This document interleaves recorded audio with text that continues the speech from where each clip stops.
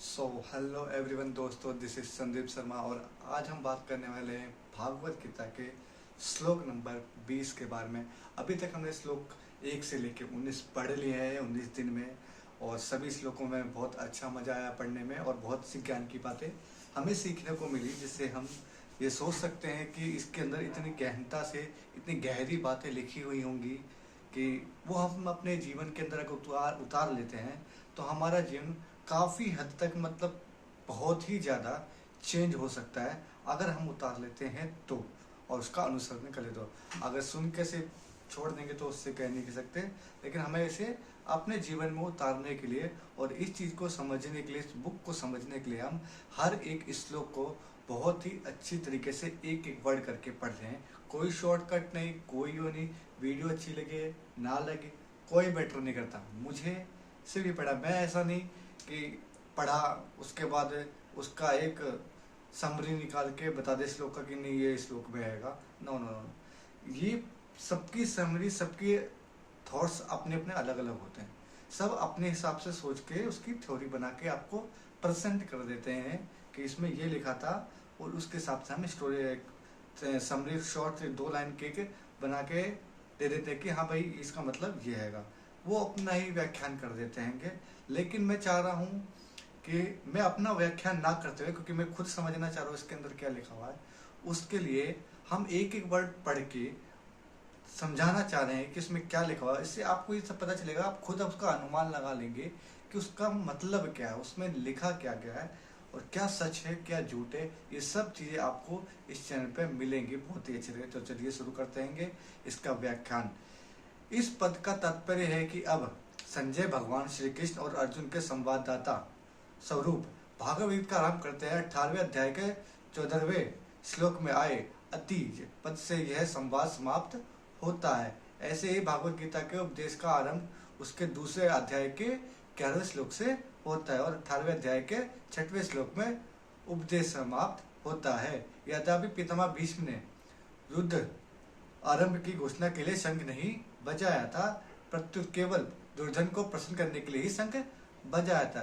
तथापि कौरव और पांडव सेना ने उसको युद्ध आरंभ की घोषणा ही मान लिया और अपने अपने शस्त्र अस्त्र हाथ में उठाकर तैयार हो गए। इस तरह सेनाओं के शस्त्र उठाए देखकर वीरता में भरकर अर्जुन ने भी अपना गांडीव धनुष हाथों में उठा लिया।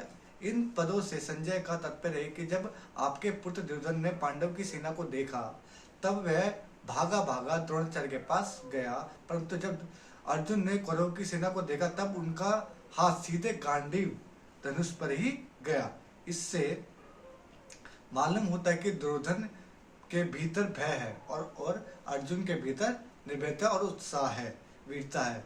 अर्जुन के लिए कपिध्वज विशेषण देकर संजय धृतराष्ट्र को अर्जुन के रथ की ध्वजा पर विराजमान हनुमान जी का स्मरण कराते हैं। जब पांडव वन में रहते थे तब एक दिन अकस्मात वायु ने एक दिव्य शस्त्र दल कमल लाकर द्रौपदी के सामने डाल दिया।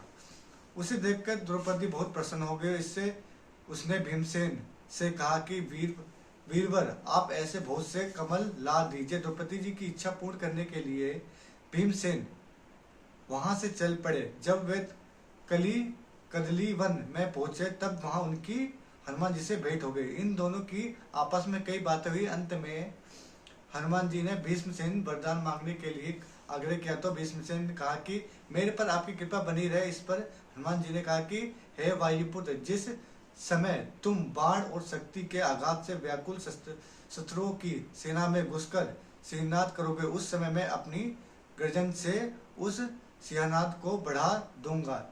इसके सिवाय अर्जुन के रथ की ध्वजा पर बैठकर मैं ऐसी भयंकर गर्जना किया करूंगा जो शत्रु के प्राणों को हराने वाली होगी, जिससे तुम लोग अपने शत्रुओं को सुगमता से मार सकोगे। इस प्रकार जिनके रथ की ध्वजा पर हनुमान जी विराजमान है उनकी विजय निश्चित है। धृतराष्ट्र अपने प्रश्न में पांडव पद का प्रयोग किया था, अतः धृतराष्ट्र को बार बार पांडव की याद दिलाने के लिए संजय मैं और यहाँ शब्द का प्रयोग करते हैं। पांडव सेना को देखकर दुर्योधन तो गुरु द्रोणाचार्य के पास जाकर चालाकी से भरे हुए वचन बोलता है, परंतु अर्जुन कौरव सेना को देखकर और जगत गुरु को अंतर्यामी मन बुद्धि आदि के प्रेरक हैं, ऐसा भगवान श्री कृष्ण सुवीरता, उत्साह और अपने कर्तव्य से भरे आगे कहे जाने वाले वचन बोलते हैं। तो ये अर्जुन का बारे में बताया जा रहा था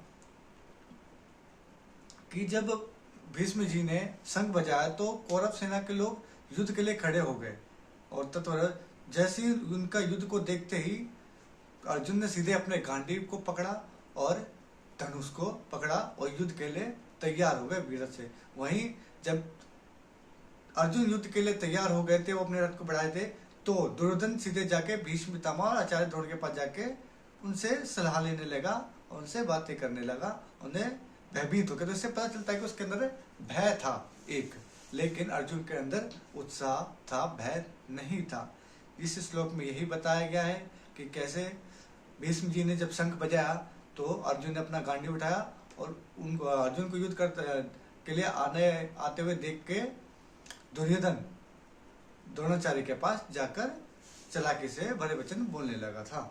ये श्लोक में बताया गया है। और इसमें थोड़ा सा हनुमान जी का भी वर्णन हुआ कि हाँ, भागवत गीता में यानी कि महाभारत में हनुमान जी भी उपस्थित थे, और किस किस रूप में थे जो आपने भी चैनल में सुना होगा या वीडियो में, जब कि अर्जुन के रथ के ऊपर विराजमान थे। और ये चीज हमें नहीं पता थी। एक और चीज में अभी सामने आई कि भीम को वरदान मिला था कि जब आप युद्ध करोगे वहां पे, तब मैं ऐसी गर्जन करूंगा कि दुश्मन का हृदय कांप जाएगा। और अर्जुन के रथ पे भी ऐसे बैठ के ऐसा गर्जन करोगे दुश्मन का कलेजा फट जाए या उनका एकदम रूह कांप जाए, ऐसी गर्जन करूंगा। ये उनने वरदान मांगते। ये चीज अभी तक हमें सुनाई नहीं दी थी और समझे में नहीं आई थी या हमें बताई नहीं गई कहीं पे। तो ये चीज इसमें बताई गई है, उसके बारे में आज हमने जाना। बहुत ही अच्छा लगा इस चीज को जान के कि हाँ, इसमें ये भी था। इंटरेस्टिंग चीज है, काफी चीजें जो इसमें है लेकिन टीवी में बताई नहीं गई है। उस चीज के लिए हम एक एक चीज को देख के अच्छे से समझने की कोशिश कर रहे हैं। अगर आपको वीडियो अच्छी लगती हो तो प्लीज चैनल को सब्सक्राइब कर दे और वीडियो को लाइक और शेयर जरूर कर दे। ऐसी वीडियो को देखने के लिए एक एक, मेरे को पता है आपको वीडियो ज्यादा खास, क्योंकि मैं सिर्फ एक पढ़ रहा हूँ, नॉर्मल है, आपको अच्छी नहीं लग रही, आई डोंट नो, पर मेरा मन कर रहा है कि मैं इसे पढूं इस बुक को। और मेरा मन कर रहा है इसी बुक को नहीं, मैं ऐसी काफी ऐसी बुकों को पढ़ने की कोशिश करूंगा जिससे एक निष्कर्ष, जिसको जो बड़ी बड़ी बुकें होंगी जिसके बारे में लोगों ने कहा है कि हाँ ये बुक पढ़नी चाहिए, लेकिन आज के टाइम में लोगों के पास इतना समय है नहीं कि वो एक बुक को उठाएं और पढ़ने लगे।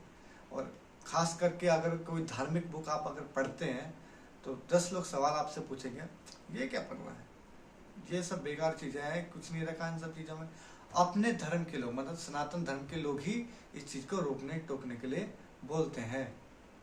लेकिन ये चीज पढ़नी और समझनी, मेरा मानना यह है कि हर घर में भागवत गीता की बुक जरूर होनी चाहिए और हर माता पिता को अपने बच्चों को ये बुक जरूर पढ़ानी चाहिए, कम से कम 1 या 2 बार, ताकि उनके मानसिक का विकास हो सके।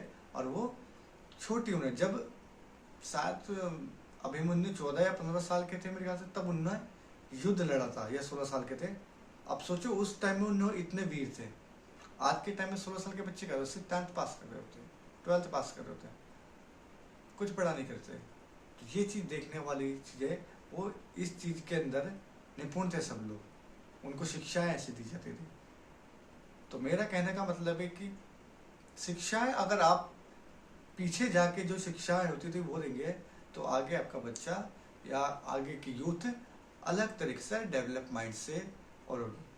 काफ़ी ऐसी चीज़ें हैं जिसके बारे में डिस्कस करने वाला हूँ, उस चीज़ के बाद रिलेटेड और इसके साथ। तो चलिए मिलते हैं नेक्स्ट वीडियो में। Tata bye bye.